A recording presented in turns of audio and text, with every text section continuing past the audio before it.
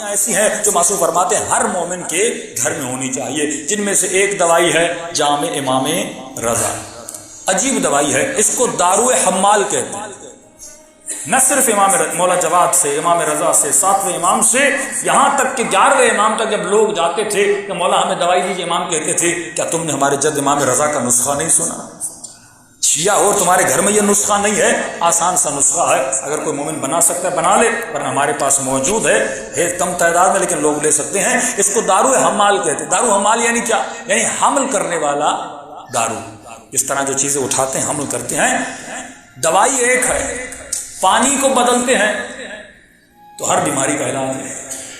مثال کے طور پہ اگر اس دوائی کو گاجر کے پانی سے کھائیں تو آنکھوں کی بیماریوں کا علاج ہے، اگر مولی کے پانی کے ساتھ کھائیں تو جو گردوں کی بیماریاں ہیں اس کا علاج ہے۔ اسی طرح پانی بدلتا جاتا ہے، سونف کے پانی کے ساتھ کھائیں تو انسان کی کھانسی کا علاج ہے۔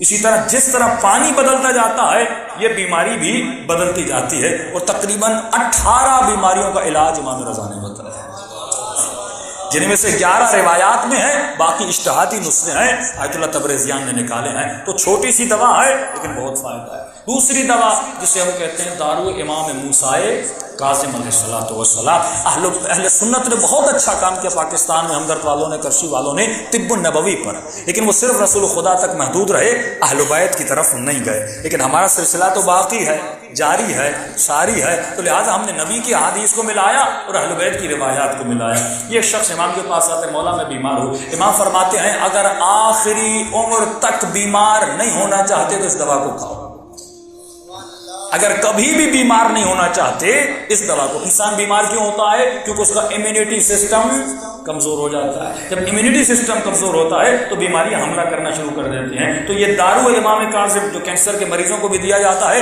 یہ امیونٹی پاور کو بہت زیادہ کرتا ہے۔ یہ تو بہت آسان ہے، ہر مومن مارکیٹ سے بنا سکتا ہے۔ اس میں گڑ ڈلتا ہے، اس میں ایک مستکی ہے جس کو اپنا نام دوسرا اس کا ایک ہے میرے ذہن میں نہیں آ رہا، گڑ ڈلتا ہے، مستکی ہے، دوسرا حلیل سیاہ، یا آپ یہیں سے کہیں سے بھی لے سکتے ہیں۔ اس کو کوٹنا ہے، برابر تعداد میں ملانا ہے، آسان سا نسخہ ہے۔ یعنی ایسے نسخے ہر مومن کے گھر میں ہونا چاہیے۔ ڈیلی یہ آدھا چمچ کھائے گا، اس کا جو امیونٹی پاور ہے وہ مضبوط رہے گا، کبھی نہ ظاہر کا شیطان حملہ کر سکے گا، نہ اس کے بدن میں جو وائرس شیطان کی صورت میں ہے وہ اس کو کمزور کر سکے گا۔ صلوات پڑھے محمد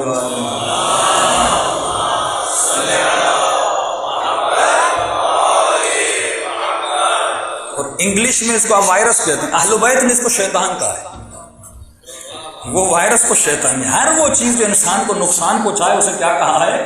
شیطان۔ کے اندر بھی کائنات ہے نا، یہ آپ کو نقصان پہنچا رہے ہیں، یعنی آپ کے اچھے سیل کو مار رہے ہیں، تو لہٰذا ایک برے سیل سے ایک اچھے سیل، اچھا لشکر برا لشکر، تو اندر میں بھی ایک جنگ انسان کی چل رہی ہے۔ تو یہ بھی انسان پر واجب ہے اپنے جسم کا خیال رکھے، اور جو اچھا لشکر ہے اس کو صحیح و سلامت رکھے۔ اور صحیح سلامت کیسے رکھ سکتا ہے؟ جو اہل بیت کے فرامین کو سن کے صحیح و سلامت رکھ سکتا ہے۔ صلوات پڑھے محمد۔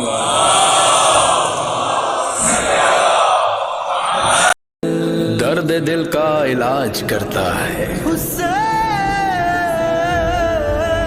عشق، اس سے سماج کرتا ہے۔